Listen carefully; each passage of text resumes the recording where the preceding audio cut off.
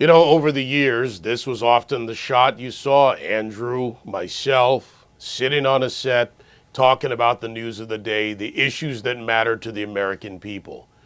Now, let's actually do it the way Andrew preferred, in a little more casual fashion. So Andrew was often on the news, in the news, and you saw us on set from time to time. But let me tell you a little behind the scenes.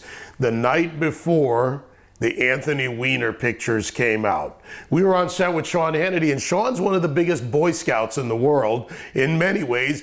Andrew kept trying to show him the picture as we were sitting there. He had it on his phone. Come on, Sean, look at it. And Sean wouldn't take a look. He didn't want to see a picture of Anthony Weiner's wiener. Then we go over to Studio L, famous bar, at least for us over at Fox, where we used to hang out, Langan's Irish Pub in reality. And while I run off to the bathroom, Andrew shows the picture to my girlfriend at the time. Okay, Andrew, the only man in the world who could show my girlfriend a picture of another man's penis and get away with it.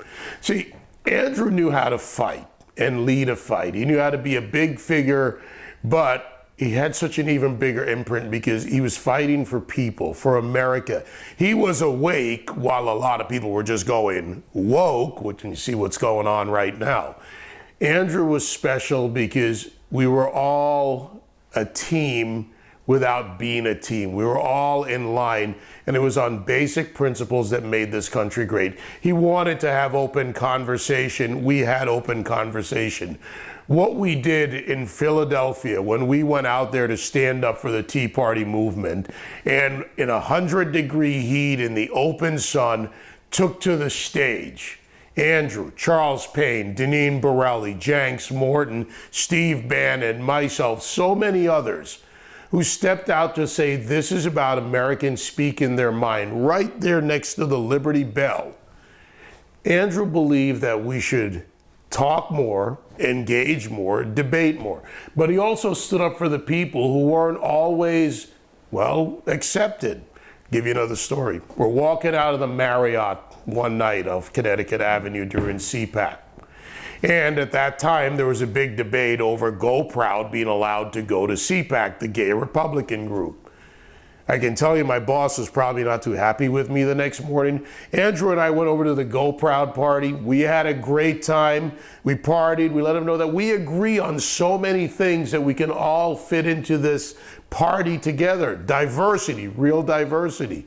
Now, a lot of pressure was put on. Guess what? They were at CPAC. Those are just some of the anecdotes, but this is where it gets a little hard.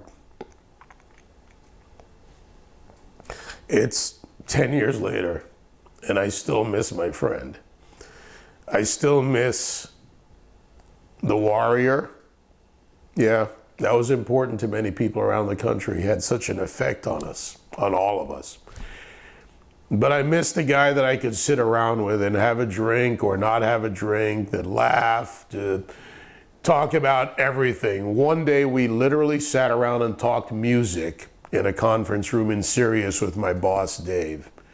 That, by the way, led to conversations that eventually led to Breitbart News on Sirius.